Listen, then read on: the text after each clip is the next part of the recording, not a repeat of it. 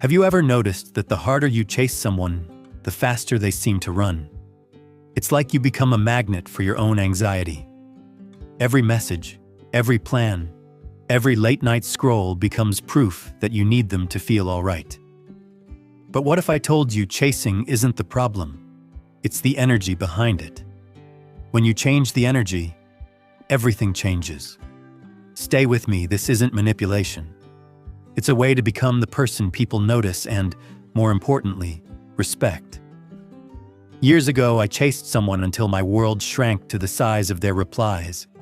I rearranged evenings, rewrote jokes to sound cooler, and texted ideas I would have kept to myself. For a while, it felt like progress. Then one afternoon, they told me plain and soft that I was too much. Nothing dramatic, no villainy, just a polite pull away. I was left wondering where my dignity went. Another friend dated a woman for 3 years who always initiated every trip, every conversation, every apology. When she finally left, he realized he had forgotten how to choose himself. He wasn't angry at her. He was angry at how much of himself he'd invested in being chosen. Chasing looks like hustle on the outside, but it's usually scarcity dressed as effort. Culturally, we're taught to pursue what we want until we get it. Movies romanticize grand gestures. Social feeds normalize relentless attention as devotion. Psychologically, though, chasing signals a lack. It broadcasts that your sense of worth is dependent on someone else's approval. That triggers automatic resistance in people because humans, at a basic level, seek equal partners, not emotional deficits to fill. Structurally, modern dating amplifies this. Constant availability, curated personas, and the illusion of endless alternatives make chasing both easier and less effective. The chase becomes noisy. Authenticity gets drowned out. Epictetus said, "If you want to improve, be content to be thought foolish and stupid." That's not an insult, it's a roadmap. When you detach from outcomes, you free your interior life from other people's control. Detachment doesn't mean indifference. It means you choose your actions from strength, not from need. Imagine your life like a playlist.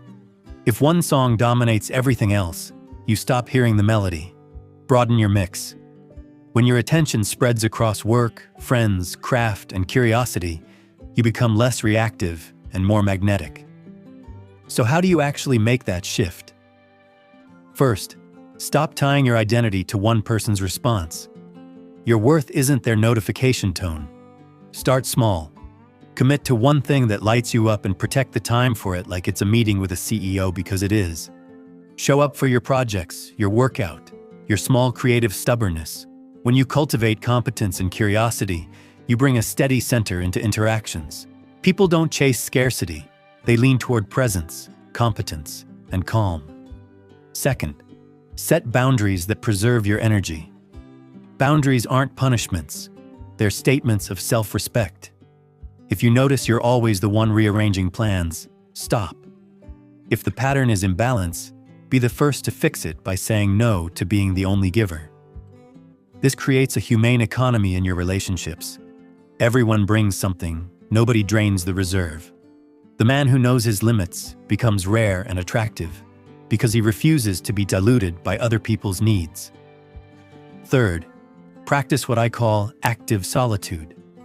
Spend time alone with purpose, not to brood, but to sharpen. Read something that stretches you, learn a skill that scares you. Go for a long walk without a podcast and notice how your thoughts line up. Solitude builds a sense of inner abundance. Stoics practice daily reflection for this exact reason.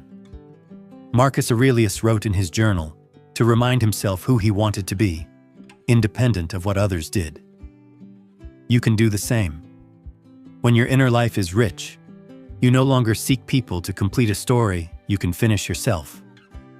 Let me give you a practical experiment. For 1 month, choose one area of life to prioritize that isn't romance. It could be your craft, your body, a side project, or deeper friendships. Block 2 hours a day and protect them. During that month, Limit contact with the person you've been chasing to what's functional and polite. Don't freeze them out, just remove the emotional indistinguishability. Watch how your conversations change. You'll notice you speak with more intention, not filling silence with fear. If they're meant to be in your life, they'll notice your new rhythm. If not, you'll have created room for someone who matches your tempo. There's a paradox here that always gets me.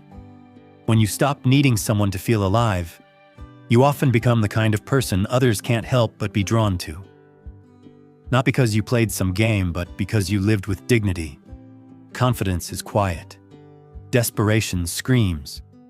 Which of those would you want in your corner? Now, this isn't a strategy for coldness or ego. It's a practice in maturity. Stoicism teaches presence under pressure, choosing reason over immediate desire, and acting from principle. Use those ideas as a training ground. When you feel the impulse to chase, pause, ask, what am I trying to fix in myself through this person? Answer honestly. Then take one step toward the thing you need to heal, not toward them. Finally, remember, love is a constellation, not a vacuum. Wanting connection is human. Wanting to be whole because of it is optional. Walk toward people because you want them in your life, not because you need them there to exist. That shift rewires your actions from frantic to deliberate. So here's the quiet command I'll leave you with. Stop shrinking your life around one person. Expand it. Become someone who fills their own room with light, and let others enter if they match the brightness. This is the most attractive thing you can do. If this hits something inside you, do one small thing right now. Close your phone for an hour and write one sentence about who you want to be in a relationship. Not who you want to get, but who you want to become.